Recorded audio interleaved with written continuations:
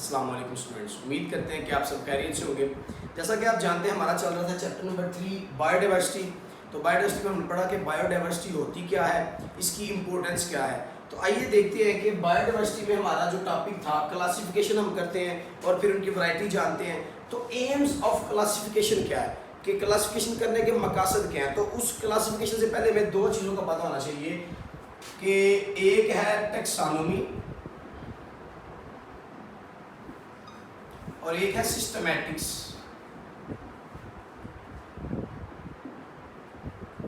Taxonomy में आप ये बायोलॉजी की वो ब्रांच है जिसमें आप जानदारों की क्लासिफिकेशन करते हैं, उनकी ग्रुप्स एंड सब ग्रुप्स में उनको क्लासिफाई करते हैं, ग्रुप्स बना देते हैं, अलग अलग कर देते हैं। अब और सिस्टमैटिक्स में भी आप क्लासिफिकेशन ही करते हैं। और इन दोनों में एक मेजर डिफरेंस क्या है कि सिस्टमैटिक्स में आप क्लासिफिकेशन के साथ साथ उनकी इर्तिकाई तरीका पता लगाते हैं, उनकी एवोल्यूशनरी हिस्ट्री के बारे में जानते हैं। एवोल्यूशनरी हिस्ट्री, एवोल्यूशनरी हिस्ट्री क्या होती है कि हर जानदार जो है वो बैकवर्ड लाखों करोड़ों साल पीछे जाके वो कहीं ना कहीं एक जानदार दूसरे जानदार से मिलता था।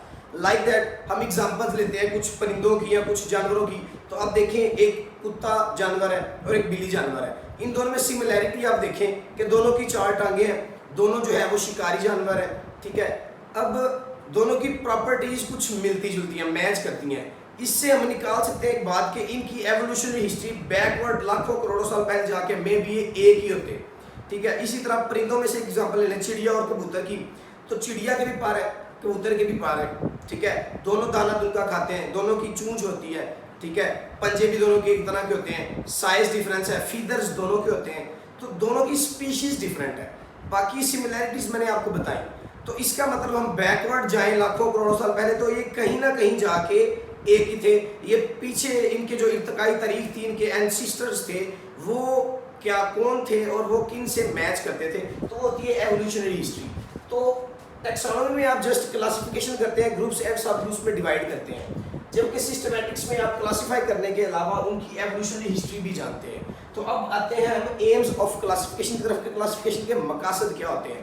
तो क्लासिफिकेशन के मकासद में फर्स्ट ऑफ ऑल होता है कि जानदारों के अंदर similarities and dissimilarities,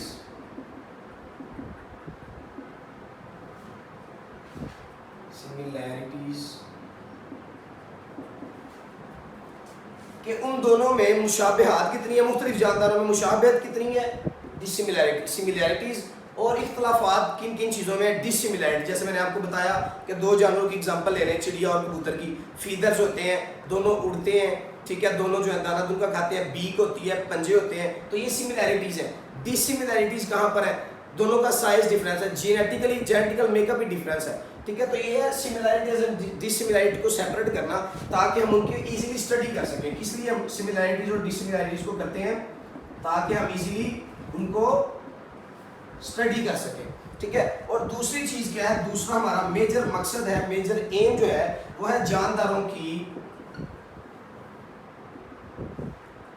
evolutionary history find करना, कि ये बैकवर्ड पीछे लाखों करोड़ों साल पहले इनके जो एंसेस्टर्स थे वो कहां पर जाकर मिलते हैं। जैसा कि हम जानते हैं कि सारे जानदार कहते हैं जिंदगी की इब्तिदा पानी से हुई। तो यहाँ पर एक और माइंडसेट आता है कि पानी से किस तरह जो है वो छोटे छोटे जानदारों से बड़े जानदार बने, लाखों करोड़ों साल लगे वो बड़े जानदारों से मजीद मॉडिफिकेशंस कैसे आई। फिर एक इंसान के बारे में कंसेप्ट पाया जाता है कि जो बंदर है, गोरिल्ला टाइप जो होते हैं, बनमानस जिनको आप कहते हैं, जो इंसानों की नस्ल है बैकवर्ड उनके साथ मिलती है, क्योंकि ये सिमिलैरिटीज और डिसमिलैरिटीज को मैच और मिसमैच करते हैं, ठीक है। तो इससे हम एवोल्यूशनरी हिस्ट्री को फाइंड आउट करते हैं कि जानदारों की एवोल्यूशनरी हिस्ट्री पीछे तारीख कितनी पुरानी है। तो ये थे एम्स ऑफ क्लासिफिकेशन। इसमें एक और टॉपिक ऐड कर लें, छोटा सा टॉपिक है, वो basis of classification. Basis of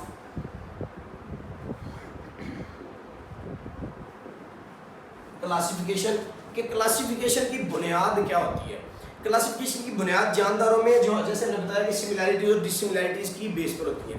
कुछ जानदारों की स्पीशीज तो डिफरेंट है, लेकिन एक जानदार दूसरे के बनिस्बत तीसरे जानदार से ज़्यादा मिलता जुलता होता है। जैसा कि एक एग्जांपल मैंने पहले दी, एक बिल्ली कुत्ते की और चिड़िया कबूतर की, ठीक है। तो चिड़िया का कबूतर के साथ ताल्लुक जो है वो कुत्ते से ज़्यादा करीबी है, यानी कि वो दोनों ज़्यादा सिमिलर है।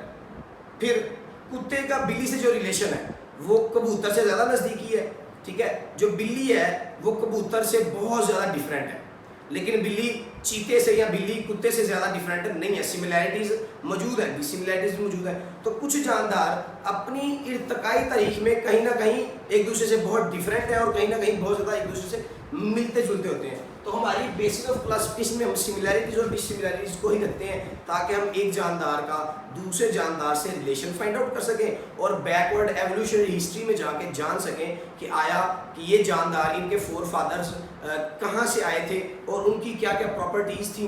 तो ये था हमारा बेसिस ऑफ क्लासिफिकेशन। इसमें एक और चीज़ होती है, जेनेटिक मेकअप पर भी आ जाते हैं, ठीक है, कि जानदारों का जेनेटिक मेकअप जो है वो किस तरह आपस में वो जीन्स की मुंतकली करते हैं। जैसा कि हम जानते हैं कि दो पेरेंटल एग स्पर्म सेल्स और एग सेल्स मिलते हैं, उनके 23 क्रोमोसोम्स मिलते हैं, तो जेनेटिकल मेकअप जो नया ऑफस्प्रिंग पैदा होता है वो बिल्कुल ही डिफरेंट होता है। उसकी वजह क्या है? जेनेटिकल वेरिएशंस आ जाती हैं उसमें। तो हम इसमें क्लासिफिकेशन की बेसिस में यही समझते हैं और पढ़ते हैं कि कुछ जानदार एक दूसरे से ज़्यादा मिलते जुलते हैं, स्पीसीज चाहे डिफरेंट है, कुछ जानदार ज़्यादा मिलते जुलते हैं। अब इन दोनों का एक जानदार ले लें, इन दोनों का एक जानदार ले लें, दोनों को आपस में कंपैरिजन करें, इधर से कबूतर ले लें, इधर से बिल्ली ले लें, दोनों तो करोड़ों दर्जे एक दूसरे से कोसों दूर है इनके रिलेशन जो है। लेकिन जो इनसे मिलते जुलते जानदार लाइक दैट सारे परिंदे आप देखें, कबूतर है, चिड़िया है, उकाब है, अब इनकी सिमिलैरिटीज़ कितनी ज़्यादा है कि सारे जो हैं वो बर्ड्स में आ जाते हैं और फीदर्स वाले एनिमल्स में आ जाते हैं सारे। तो ये सिमिलैरिटीज और डिसिमिलैरिटीज है। जेनेटिकल मेकअप देखें आप, ठीक है। तो ये सारा क्या है, हम क्लासिफिकेशन की बेसिस में हम ये सारा कुछ पढ़ते हैं कि अगर हमने किसी जानदारों को क्लासीफाई करना है, ग्रुप्स और सब ग्रुप्स में डिवाइड करना है, तो हमारे पास कोई ना कोई बेस होनी चाहिए। इस बेस को हम रख के फिर उनको क्लासीफाई करते हैं।